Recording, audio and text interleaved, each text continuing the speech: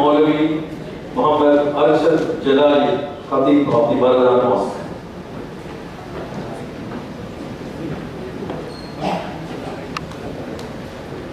Tilawat will be followed by Khatam al-Quran Dua. بسم الله الرحمن الرحيم. إلى حضرة النبي المصطفى والرسول المجتبى والحبيب المقتفى سيدنا ومولانا محمد المرتضى صلى الله عليه وسلم، وإلى حضرات سائر الأنبياء والمرسلين وآل كل منهم وصحبهم وتبعهم وأزواجهم أجمعين. الفاتحة. أعوذ بالله من الشيطان الرجيم. بسم الله الرحمن الرحيم. الحمد لله رب العالمين الرحمن الرحيم مالك يوم الدين إياك نعبد وإياك نستعين اهدنا الصراط المستقيم صراط الذين أنعمت عليهم غير المغضوب عليهم ولا الضالين آمين. الحمد لله رب العالمين حمدا يوافي نعمه ويكافي مزيدا واعف عنا يا كريم يا رحيم يا رب يا الله. اللهم صل وسلم وبارك على سيدنا محمد وآله وصحبه عدد ما في علم الله صلاة دائمة بدوام ملك الله. اللهم اغفر لنا ذنوبنا وخطايانا كلها يا رب العالمين. اللهم زينا بزينة الإيمان وشرفنا بشرف القرآن وأكرمنا بكرامات رسول الله صلى الله عليه وسلم. أوصل ثواب فاتحتنا إلى جميع الأنبياء والمرسلين واجعلنا من محبيهم أجمعين، وإلى أرواح آبائنا وأمهاتنا وقراباتنا كلهم أجمعين، خاصة إلى روح المرحوم A.M.A عزيز. اللهم اغفر له وارحمه وعافه واعف عنه وأكرم نزله ووسع مدخله واغسله بالماء والثلج والبرد ونقه من الخطايا كما ينقى الثوب الأبيض من الدنس. اللهم أبدله دارا خيرا من داره وأهلا خيرا من أهله وزوجا خيرا من زوجه. اللهم اجعل قبره روضة من رياض الجنان. اللهم اجعل قبره روضة من رياض الجنان. اللهم اجعل قبره روضة من رياض الجنان ولا تجعل قبره حفرة من حفر النيران. ألا إن أولياء الله لا خوف عليهم ولا هم يحزنون. ربنا آتنا في الدنيا حسنة وفي الآخرة حسنة وقنا عذاب النار. ربنا اغفر لنا ولإخواننا ولمشايخنا ولأساتذتنا ولقراباتنا ولمن لهم حق علينا ولمن نصانا بالدعاء ولجميع المسلمين رب ارحمهما كما ربياني صغيرا. وصلى الله تعالى وسلم على خير خلقه ونور عرشه سيدنا محمد وآله وصحبه أجمعين. سبحان ربك رب العزة عما يصفون وسلام على المرسلين والحمد لله رب العالمين. Personality. Annually, we have the memorial oration and the commemoration meeting. Dr. A.M.A. Azeez.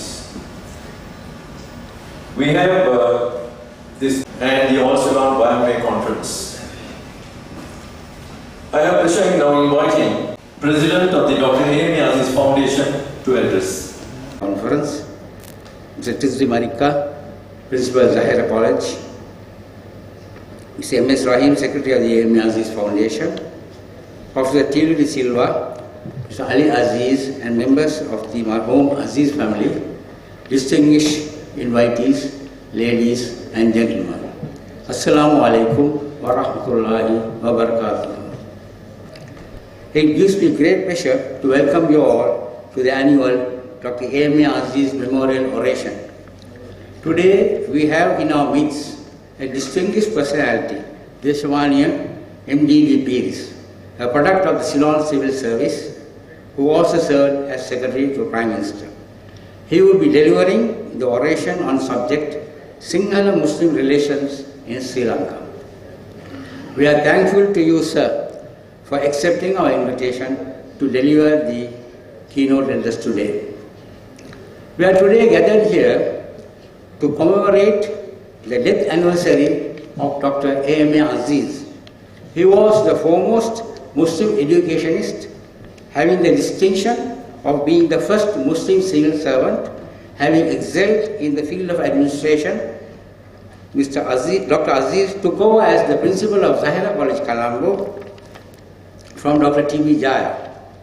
During his stewardship, Zahira excelled and flourished not only in the field of education, but also in sports and other extracurricular activities, prompting a former Sri Lankan president to describe Zahira as one of the greatest public schools in our country. He was also honored being nominated as senator in the upper house of the parliament. Among the many institutions established by Dr. Azeez, the All Ceylon Y.M.A. Conference and the Ceylon Muslim Scholarship Fund continue to illuminate the lives of the Muslim community.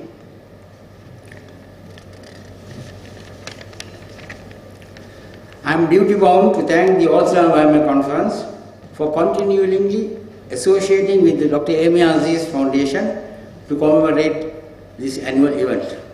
I would also like to thank Dr. A.C.M. Amir Ali for writing a very interesting article on Dr. Azeez for publication in the print media.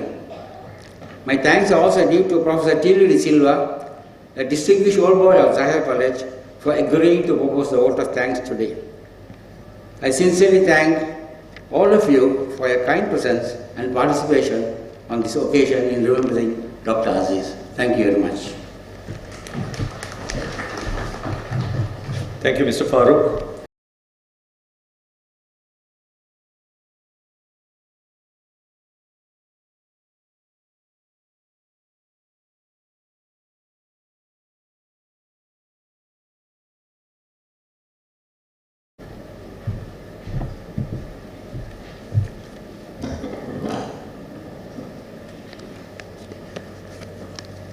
Bismillah ar-Rahman ar-Rahim. Respected ulama and clergy, our guest speaker, Deshamania MDD Piris, Mr. Khalid M. Farooq, President of Dr. A.M.A. Azeez Foundation, Mr. M.F.S. Muhid, Chairman of the YMMA Board of Trustees, Mr. M.S. Rahim, Secretary to the Dr. A.M.A. Azeez Foundation, Professor T.L. De Silva, Mr. Ali Azeez and members of the Marhum Azeez family, Principal of Zahira College, distinguished invitees, ladies and gentlemen, Assalamu alaikum wa rahmatullahi wa barakatuh. It gives me great pleasure to welcome you all to the annual Dr. A.M.A. Azeez Memorial Oration. Since the sad demise of Marhum Azeez, the All Ceylon YMMA Conference had been commemorating his death anniversary from the year 1975. The first commemoration function was held under the chairmanship of Mr. M.I.M. Hussain, former district judge, with Mr. S.M. Kamaldeen as secretary. After the formation of the Dr. A.M.A. Azeez Foundation, the YMMA collaborated with the Dr. A.M.A. Azeez Foundation in organizing the memorial oration every year. This year, we are fortunate to have in our midst a very distinguished personality, Deshamania MDD Piris, as the guest speaker to deliver the Dr. A.M.A. Azeez Memorial Oration. Ladies and gentlemen, I am very much pleased to welcome Deshamania MDD Piris who has had a distinguished career in the civil service in Sri Lanka or Ceylon, and had served as the secretary to the Prime Minister too. We are aware that Marhum Dr. A.M.A. Azeez was the founder of the All Ceylon YMMA conference. In his own words, the organization was inaugurated to meet a new generation of men worthy of the highest tradition of Islam and capable of the highest deeds to serve this country and the community in every branch of modern life. I wish to thank Dr.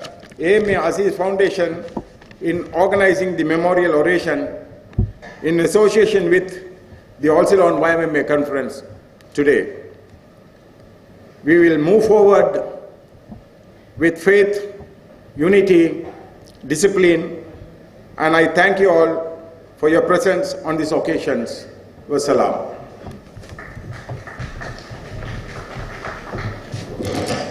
Thank you, Mr. Nafail. Before I invite the MDD Piris, I would like to give a brief introduction about him. Desamani MDD Piris was a graduate of the University of Ceylon and was a member of the prestigious Ceylon Civil Service.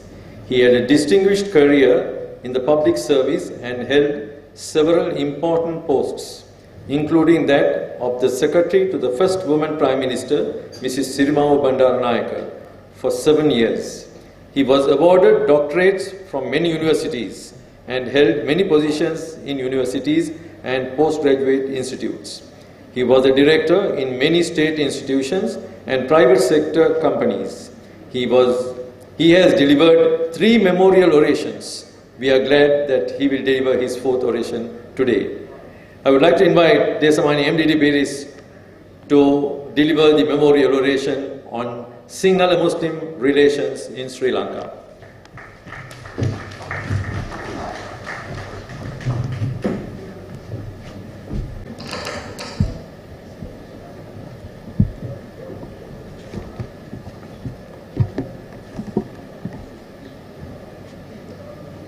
Thank you very much for your very kind introduction. Venerable Sir, Venerable Reverend members of the clergy,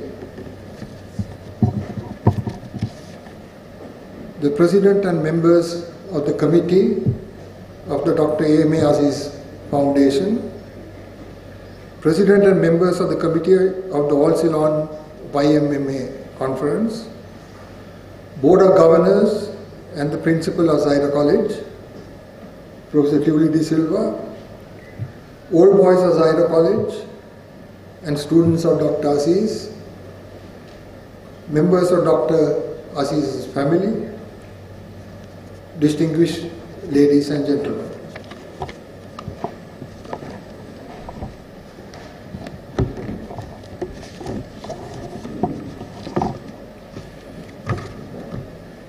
May I in the first instance thank the Senator Dr. A.M.A. Azeez Foundation for so kindly inviting me to deliver the 44th Senator Dr. A.M.A. Azeez Memorial Oration to commemorate his 45th death anniversary. Among his many important and significant achievements was to pass the stiff open competitive examination to enter the Ceylon Civil Service, the service to which I myself belonged. This is the 4th public oration I have been invited to deliver, and it is interesting that one of the previous orations happened to be on Sir Ponnambalam Arunachalam, who among his dazzling achievements also had the distinction of being the first Ceylonese civil servant. Before we proceed further, we must spend some time reflecting on the multifaceted life of Senator A.M.A. Azeez. If one were to go deep into his varied and abundant achievements in any detail, it would require not one oration, but a series of orations to do justice to his accomplishments. However, on an occasion such as this, we must pay tribute to him by remembering at least a few of them. He was educated at the prestigious Jaffna Hindu College and later for a brief period at St. Joseph's College, Colombo. He was a scholar of distinction and amidst other achievements became a master of the Tamil language. His knowledge of Hinduism was extensive and he showed a deep interest in Hindu devotional songs. He passed out with honours in history from the University of London and being awarded the Government Arts Scholarship, proceeded to St. Catherine's College, Cambridge for his postgraduate studies. This he abandoned because having sat the open competitive examination for placement in the Ceylon Civil Service, he passed out second in a batch of 9 which included distinguished personalities such as K. Kanakasundaram, V.S.M. Dimel, M. Rajendra, D.G.L. Miso and C.P.D. Silva. Mr. Azeez thus became the first Muslim civil servant.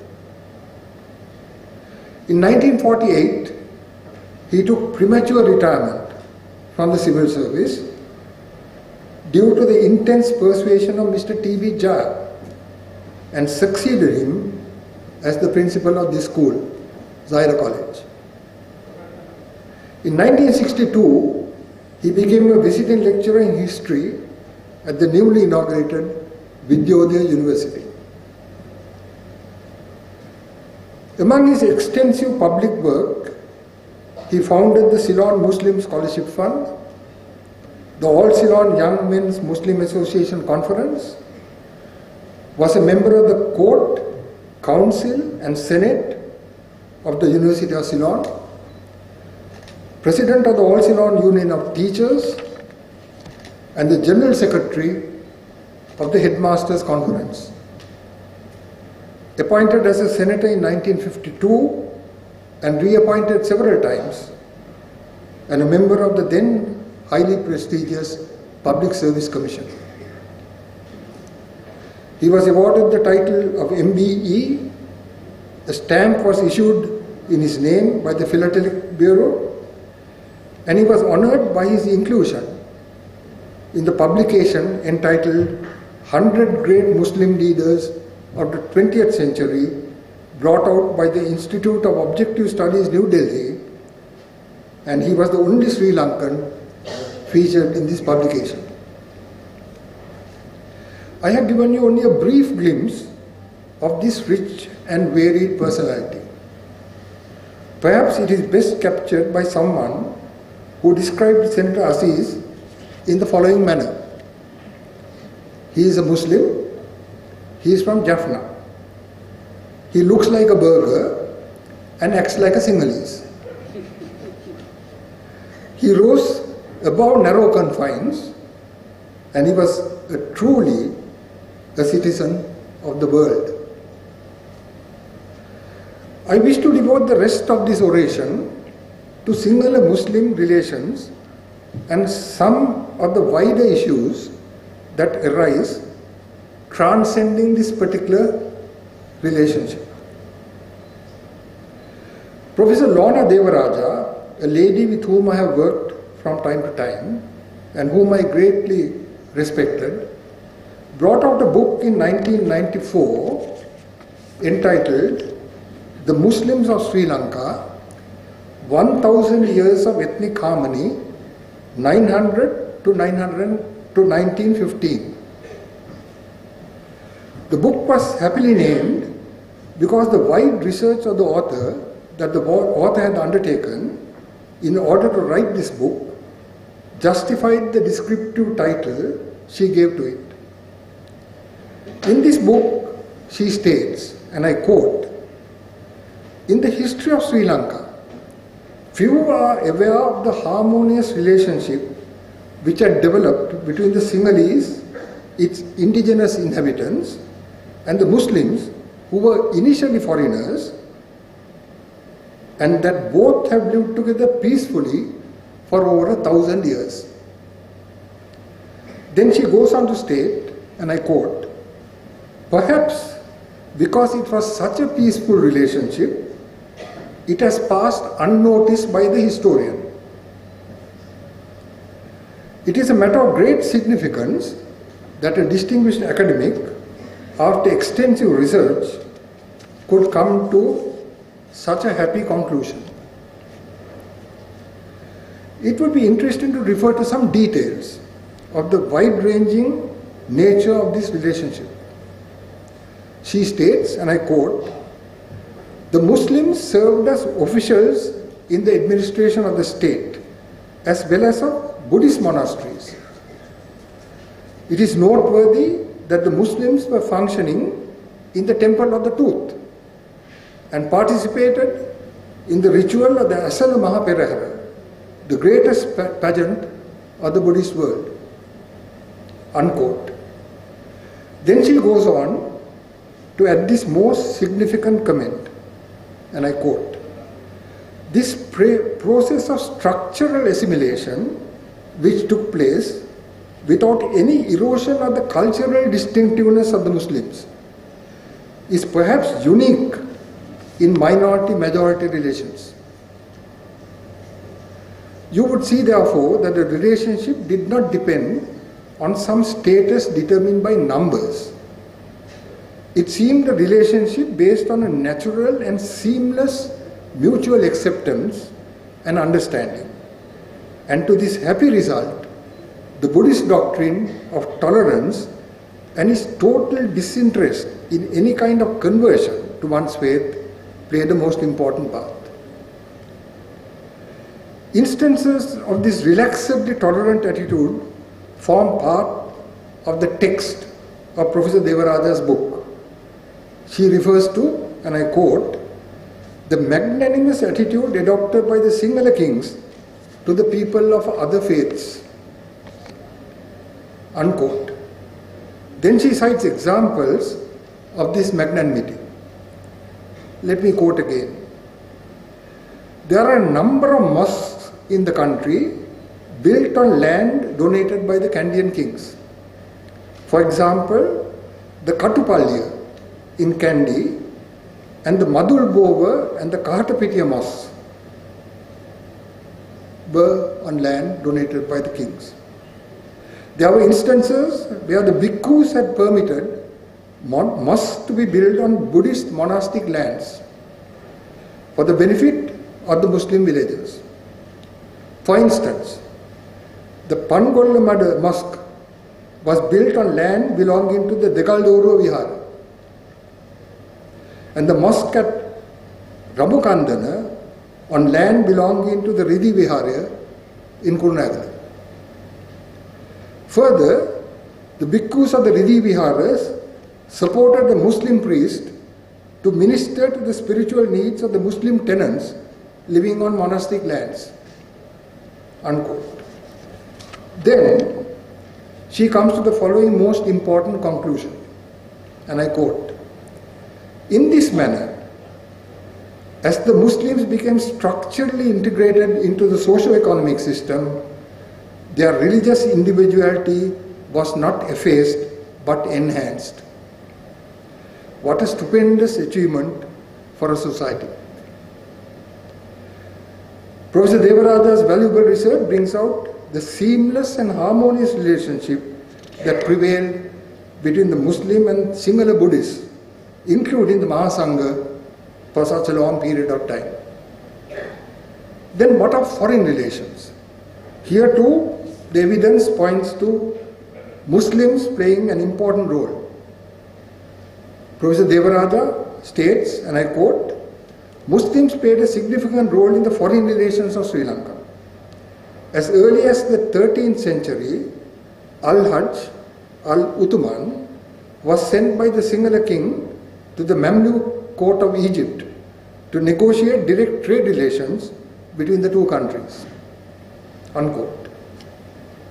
She goes on to state further, and I quote, "It will be seen that Muslims were sent on important missions to South India right up to the Kandyan times."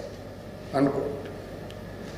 Of the research conducted to write her book, the distinguished academic, Professor Devaraja, records, and I quote, this is the background to her research and where she went for her research findings.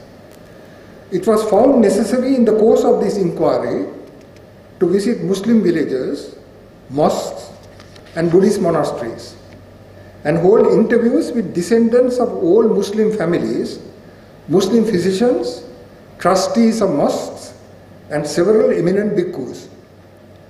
Many old residents cherished memories of their ancestors who enjoyed cordial relations with the Sinhala kings. Muslim physicians recollected their student days in Buddhist monasteries. Several elderly bhikkhus, including the Mahanayaka of the Malbatta Vihara, were aware of Muslims rendering service to the viharas within living memory.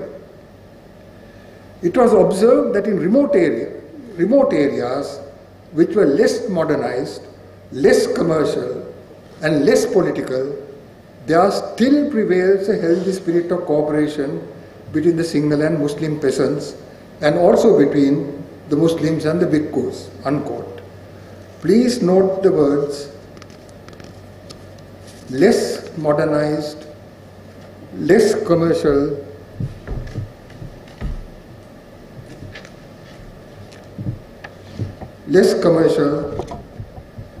and less politicized.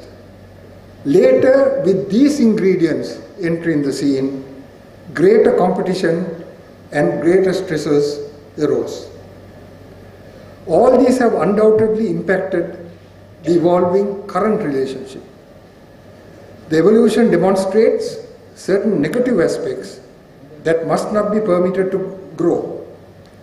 Since we are living in a globalized society, we get hit by global trends that we have to manage responsibly. These trends get enhanced by rapid technological change, and one such massive change is the revolution in the speed and ubiquity and the ambiguity of information and misinformation, which can create instant stress, rouse feelings, and reduce the time available to think and reflect.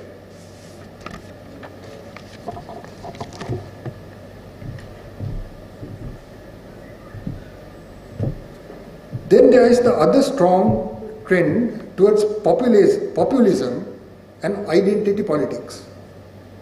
These two have to be carefully handled and carefully managed. It is a question of balance, a balance which groups and communities find increasingly difficult to achieve under the current bombardments of truths, half-truths, and lies.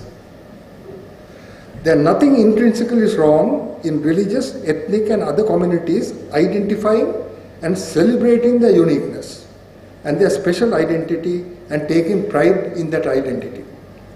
The central issue is how far can we go, and whether you can do so without jeopardizing your relationship with the larger community of which you are a part.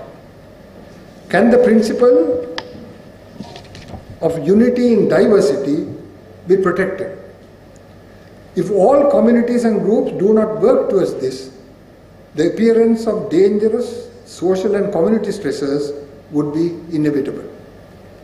To manage these trends, we also need a mature and responsible political leadership, both at the national level and at the subnational level, as well as of communities and groups. Do we have this now? If not, is there not a responsibility on the part of the educated, intelligent, and thinking sections to address this issue on a regular, consistent, and certainly on an urgent basis? On all sides, if identity issues are not handled on the basis of an appreciation of the richness of diversity as opposed to feelings of a threat and a perception of disturbance to others, such issues could degenerate into prejudice and hostility. If that were to happen, everyone loses, the country most of all. Currently, while the issues that I have mentioned seem to affect most groups to variable extents, it would be ignored in reality to pretend that Muslims are not being pursued in a more negative light in many parts of the world, including in Sri Lanka. Particularly after the 9/11 attack on America and the rise of numerous extremist groups and the consequent strife and bloodshed, certain realities have emerged which have inevitably led to a degree of prejudice and even hostility towards Muslims. These feelings have been aggravated by distinctive dress codes and sartorial styles adopted by a significant number of Muslim women and men.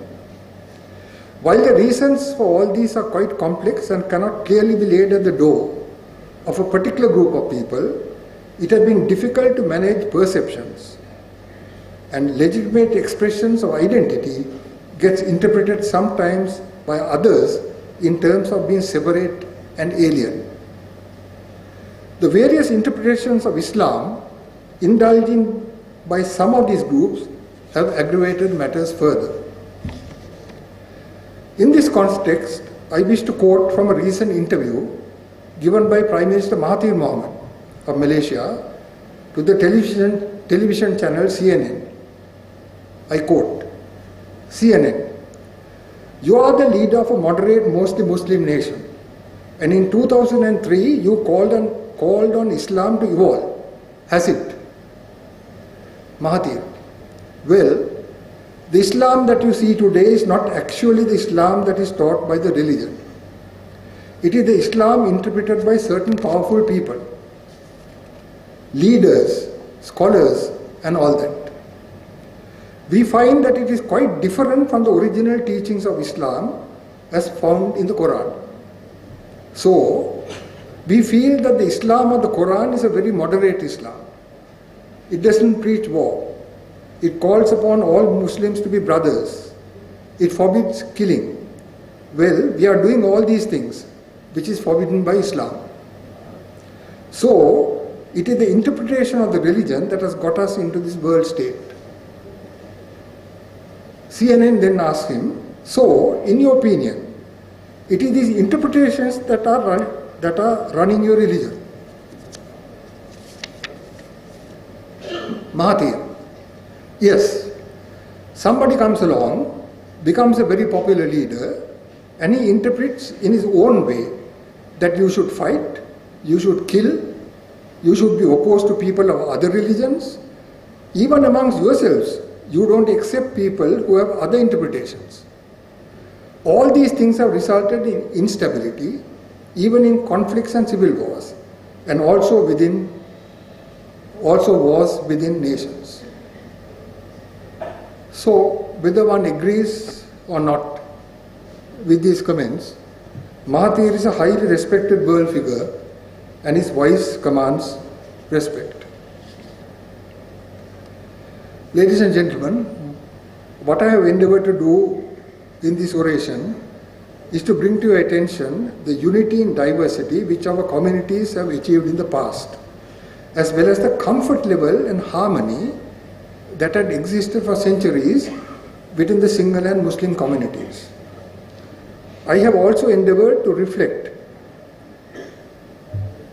on some stresses to which we are subject in modern times, and to emphatically state that we must evolve permanent and stable mechanisms to manage these. I have also alluded to the complexity of handling diversity. I remember many years ago, when I was Secretary to the Ministry of Education and Higher Education, I happened to be seated next to the Minister of Education of Bahrain at a lunch in his honor. During the course of conversation with him, I referred to Muslim education and Muslim schools in Sri Lanka. He listened courteously, was silent for some time, and then to my surprise asked me, "But Mr. Piris, why Muslim schools?" His view was that it was unhealthy for communities to be segregated. A very enlightened and rational view. I had then to talk to him about certain historical developments and concentrations of population, etc., that have resulted in our present school system. So these are complex matters and different people hold different views. In conclusion, ladies and gentlemen, I would like to leave you with the thought that while issues of identity, respect and so on are most important, if these sensitive issues are not well managed, they could lead to conflict. Centuries of history have given the Sinhala and Muslim communities a splendid framework within which to function. Persons at the individual level happily function as in the past. Let me relate the importance of functioning in this manner from an actual example within my personal knowledge. I am on the board of trustees of the Vidyodaya Pirivana and Malika Kanda, which is just walking distance from Zairo College. Vidyodaya is considered the foremost Pirivana in Sri Lanka, and besides being a center of Buddhist and wider areas of learning, also played a central role in the revival of national culture as well as the movement for national independence. The Pirivana has a significant number of pupil monks and teachers in residence for whom dana has to be provided. Some time ago, the Pirivana, due to various reasons, faced a most difficult financial situation, and the issue of providing dana to the resident monks was becoming a serious problem. Just at this time, the then third member for Colombo Central, Mr. Halim Ishaq, who was passing the Pirivana, thought of dropping in. He met the highly respected Nayaka Thero, who headed the Pirivana, quickly grasped the serious difficulty and made immediate arrangements for an infusion of funds from his decentralized budget. A few months later, the Nayaka Thero invited the MP to a large function at the Pirivana, which was graced by very senior monks from various temples including Malvatta and Asgiriya. Mr. Halim Ishaq was the only lay person accommodated on the central stage. All the others were senior monks. Even the governing board of the Pirivana was accommodated below. This arrangement elicited some inquiring looks and some subdued conversation. When the function started, the Venerable Thero explained to the gathering who the person was that was seated on that stage and why he was accommodated there. No distinguished Buddhist lay person was accommodated, only Mr. Halim Ishaq. The spirit prevailing was that of what Professor Devaraja has recorded in a well-researched book. This oration is a remembrance of and a tribute to Senator Dr. A.M.A. Azeez, who worked within and promoted and protected the great historical traditions of breadth of vision and harmonious relations between the Sinhala Buddhists and the Muslims. Therefore, I considered it appropriate to conclude this oration with a quotation from a collection of his essays on numerous topics entitled "The West Reappraised." In his essay on the Buddha Jayanti, he states as follows, I quote, "The Buddhist Council is being inaugurated to commemorate in a fitting manner the Buddha Jayanti. This great historic event is not only of intensely religious importance to the preponderant majority of the people of Ceylon, but also of special national significance to all of us who proudly claim Sri Lanka as our island home. It behooves us who live in this present land to be alive to the heritage of our nation and to the history of our land, which are so inextricably interwoven with the teachings of Lord Buddha. The celebrations that are being planned will indeed help us, particularly those of us who do not belong to the Buddhist faith. Remember vividly that the art and architecture of Ceylon, her learning and literature, her status and stature in the Committee of Nations, and her position of prestige and privilege in South and Southeast Asia cannot be disassociated from the life and teaching of Lord Buddha. These have also largely encouraged the intercommunal amity and harmony that prevails in our land, which all of us should feel justly proud.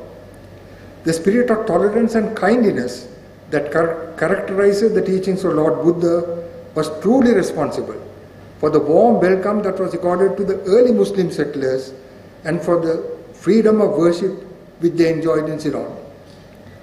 Because of this welcome and because of this freedom, they and their descendants were able to make substantial contributions to the wealth and welfare of Ceylon. Unquote.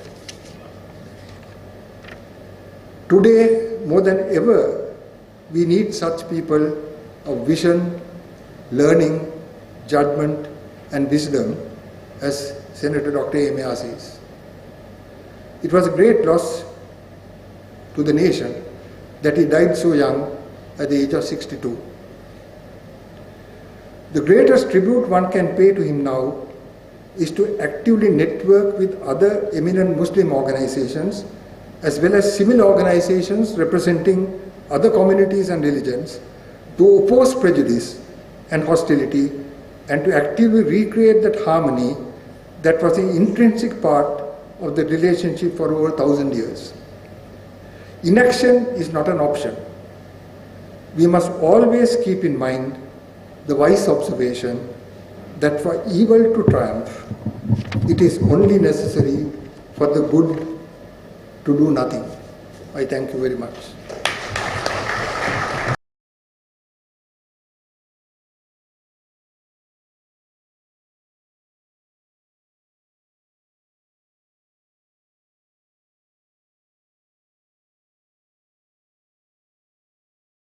For your very learned and fruitful presentation.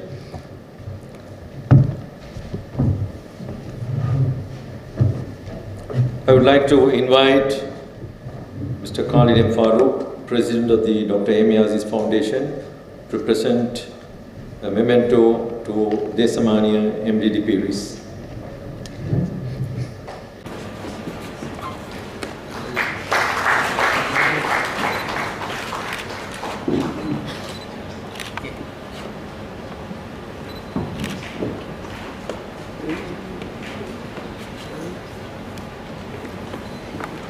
Ladies and gentlemen, the Dr. A.M.A. Azeez Foundation has been releasing several publications at every memorial oration.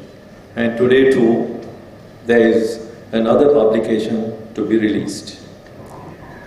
Today's publication is Speeches and Tributes of Dr. A.M.A. Azeez, edited by his son, Mr. Ali Azeez, and Mr. A.M. Nahia. This book contains some of Dr. Azeez's well-researched speeches, memorial orations, and tributes by his students who have excelled in their fields. A CD containing the audio recording of Dr. Azeez's oration on I.L.M. Abdul Aziz is included with the book. I would like to invite the co-editor, Mr. A.M. Nahia, to come up on stage to present the first few books.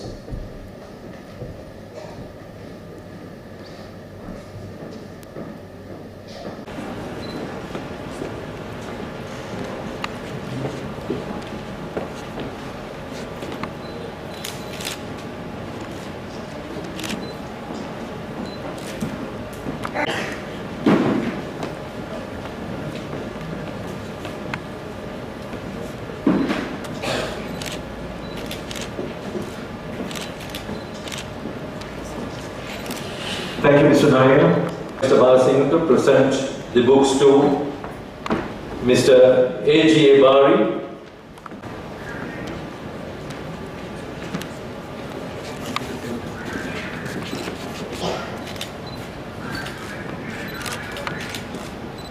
Mr. Susil Silvardana.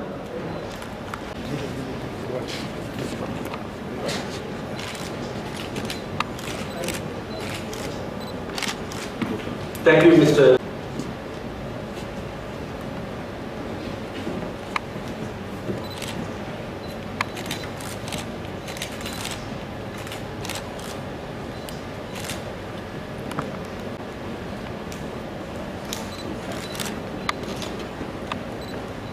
I would like to invite Professor M. Swarnaraja, Professor of Law at University of Singapore.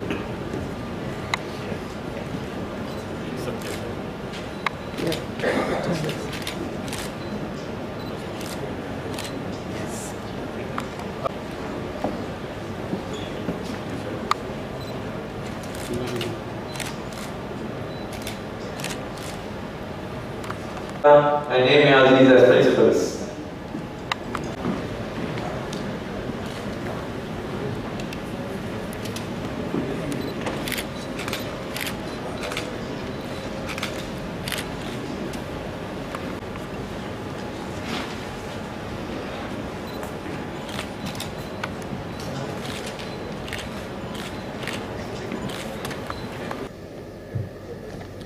I would like to invite Mr. M.S. Rahim, Secretary of the Dr. A.M.A. Azeez Foundation, to present one more book.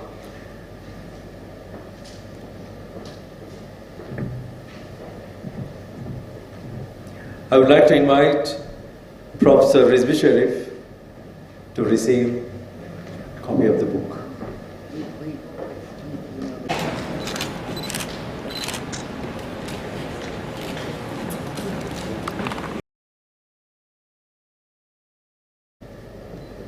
Ladies and gentlemen, I feel as if I am born again to recollect my school life. When I stand here,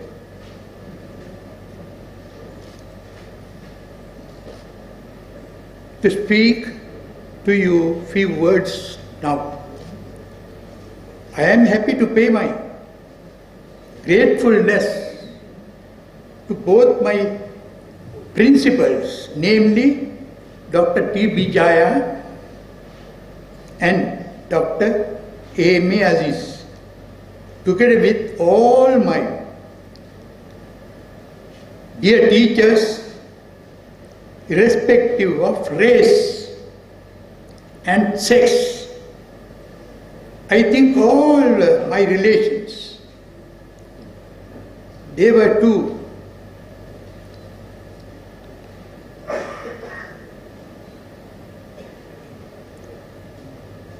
like our parents. They were so dear and near to students. In this context, I am thankful to all organizers of this commemoration meeting. I do remember how I was interviewed for admission to college by Dr. Jaya. After keenly listening to my mother's grievances, no sooner he turned to me and asked me to procure a report on every subject. And I did so, and my marks were sufficient to retain me in college. As a new entrant, my mother too thanked Dr. Jaya for his instant and witty decision. In fact,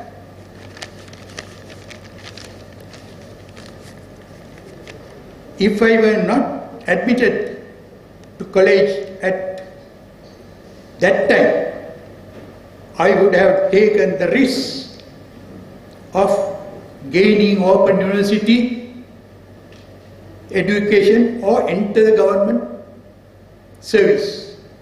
Therefore, I pray on behalf of so many others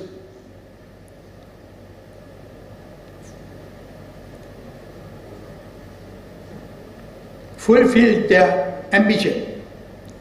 The name Zaira to exist many more years, to come with all the names who contributed to the existence of this college.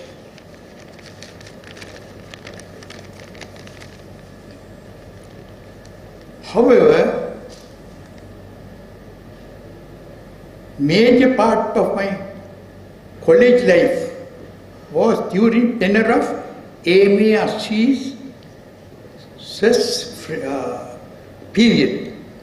This speaker's article in Sinhalese was published in Azeez College magazine and also received the first prize for Sinhala awarded by the then Prime Minister, Honorable S.W.R.D. Bandaranaike, for all of which Speaker extends his gratitudeness to second mother Zaira. Dr. Azeez was so humble that a telegram was sent to me with best wishes on the occasion of Speaker's wedding at the YMBA Colombo 8.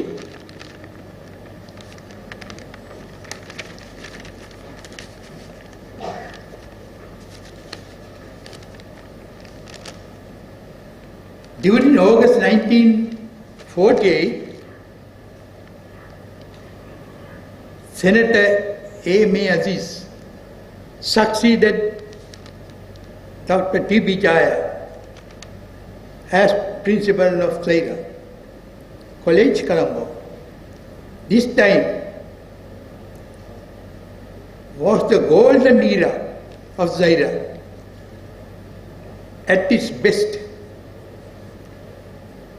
in the fields of education, sports, scouting, debates, oratory and young parliament, together with well-equipped library with new newspapers and so on. Discipline was at its best among all teachers, boys, employees and everyone. This is nothing but due to Dr. Azeez's efforts taken to maintain it. At the time we noted, not only in the assembly, but also all the time, he speaks, behaves and moves. He believed that his example was better than advice. It reminds me of a piece of literature on kindness to Shiloh. As I say so, I think most probably for all friends may know this. This is Merchant of Venice.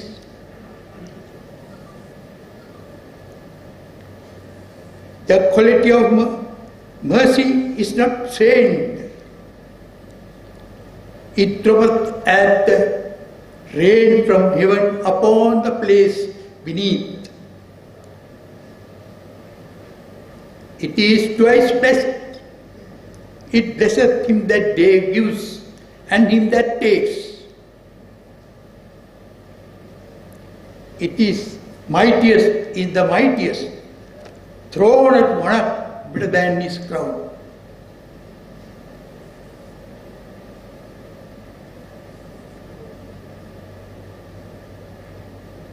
The above lines indicates the value of loving kindness, which served the human life from death. This shows if the intention is noble, reasonable and justified, there is an invisible power to help you. This witty Portia in the story allowed the judgment provided to remove exactly 1 pound of flesh, neither less nor more, which is impossible. That ends the judgment.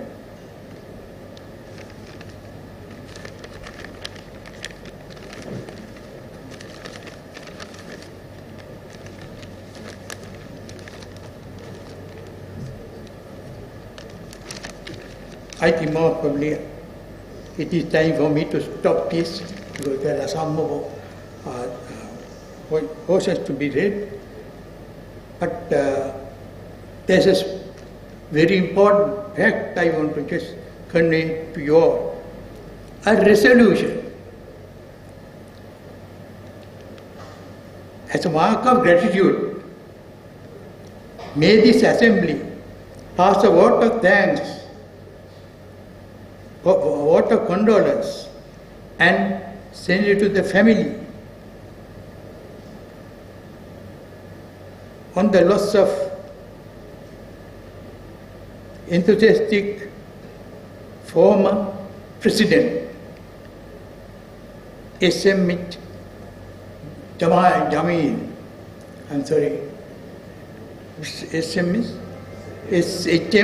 Jameel, because he had been, I can remember, several times he took the initiative of this assembly.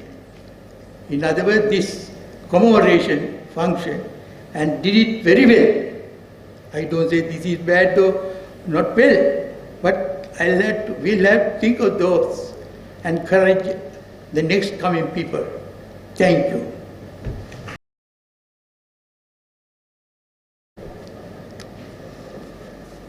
Good evening.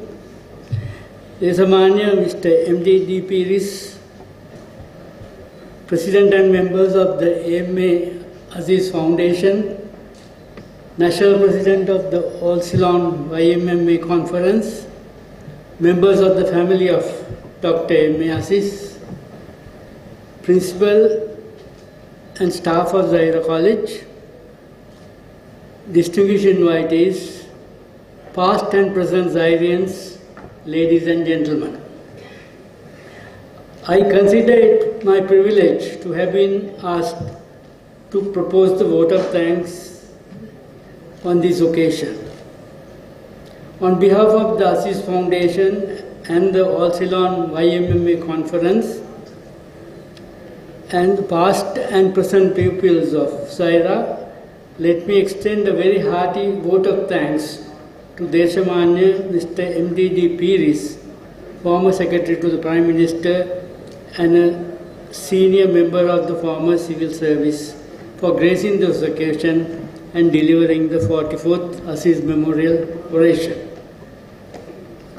We are all inspired by your great oration. Thank you, sir, for your interesting and highly informative speech. I hope that the history that he traced will repeat itself so that we will be in a better position in the future. I must express our deep sense of appreciation for the excellent and detailed Sinhala-Muslim relations so that harmony between communities could be rekindled for the benefit of all citizens. I am also very grateful to Mr. Piris for his analysis of the subject, highlighting the important aspects of cooperation amongst the ethnic communities in Sri Lanka. I am sure that this oration would encourage communal harmony as initiated by late Dr. A.M.A. Azeez, our revered principal. I will be failing in my duty if I do not reminisce some of my experiences as an old boy of Zaira. It is with great pleasure and respect that I remember late Al-Hajj Dr. A.M.A. Azeez, the exemplary principal of Zaira College, Colombo. He was an eminent and erudite scholar who became an educationist par excellence. He served with distinction and devotion to uplift the education of the Muslim community in Sri Lanka. This was achieved through a number of activities, major being the development of Zaira to be one of the leading schools in the country. As principal, he was innovative, authoritative and effective in introducing numerous reforms to make Zaira the foremost school in the field of Muslim education. During his tenure as principal, Zaira College, we excelled in education, sports and other extracurricular activities like cadetting, oratory, debating, etc. His success largely depended on the selection of teachers with commitment, perseverance, dedication and loyalty, and the improvement of infrastructural facilities such as the establishment of well-equipped laboratories for sciences, a valuable library and facilities for sports and other activities. During his stewardship, Zaira gained significant academic achievements with record numbers entering the University of Ceylon. Well over 100 students gained admission to university during the glorious period of Dr. Azeez, and many became leading academics while others became eminent professionals and administrators. The high standards of education and discipline introduced by Dr. Azeez have yet to be surpassed. I belong to the old boys of that golden era of the college when Dr. Azeez was our principal. I am proud to be one of the record number of students who entered the university from Zaira in 1956. And amongst them I find Mr. A.G. Bari, the International Project Management Consultant, and Mr. Balasingam as my contemporaries at college at that time. They are present here. Dr. Azeez believed in catering for all communities, as close interaction was essential to bring about multiracial and multi-religious understanding and respect. Thus, students from all communities and from all parts of the country and abroad sought admission to the college. The staff too hailed from many communities. Irrespective of the community we came from, we as a body of students had the rare opportunity of living with all communities in harmony, tolerance and friendship and respect to each other. I am one of those who benefited by his graceful action of allowing non-Muslim students to learn at Zaira College. Dr. Azeez was a caring and a helpful gentleman of great vision, geniality, understanding, who demonstrated what he believed in by principle. By example, his lifetime contribution, performances and steadfastness and commitment ought to be emulated by the present day leaders of all communities. I must congratulate and commend the foundation for printing his lectures, which will be of immense benefit for the younger generations. I held Dr. Azeez in high esteem as a mentor, guide and a teacher. He not only took students into confidence and entertained suggestions for improvement, but was also perceptive to them. We learned from our close interaction with him the proper sense of duty, commitment and attitudes towards the harmony and tolerance in the multi-ethnic and multi-religious community. Let me also now express my thanks to Venerable Ratana for the tribute that he paid for Dr. Azeez, and also the organizers for arranging this occasion, particularly Mr. Ali Azeez, who has been the kingpin of all activities of the foundation. We are also thankful to the principal and the staff, old boys and invitees for their presence and cooperation. Let us now express our appreciation for the oration presented by Mr. M.D.D. Piris on the usual way. Thank you. Thanks. I have a few announcements to make. Sale of books will be available for sale at the counter at the rear of the hall. Earlier books published by the foundation are also available at discounted prices for today. A.M.A. Azeez Reminiscences by Marina Ismail will be available at a price of Rs 2,500. The book A.M.A. Azeez Speeches and Tributes is priced at Rs 600, which we released today. Will be available at a special introductory price of Rs 450. It will include a CD containing the audio recording of Dr. Azeez's oration on I.L.M. Abdul Aziz. All old Zairians and others will have the opportunity of reminiscing and listening to Dr. Azeez's oratory skills, including words in Tamil. Printed copies of the Desamaniya Piris Memorial Oration can also be collected at the end of the hall. We will conclude with Dua and Salawat. After Salawat, we will have refreshments outside the hall on the adjoining classrooms. سبحانك اللهم وبحمدك أشهد أن لا إله إلا أنت أستغفرك وأتوب إليك.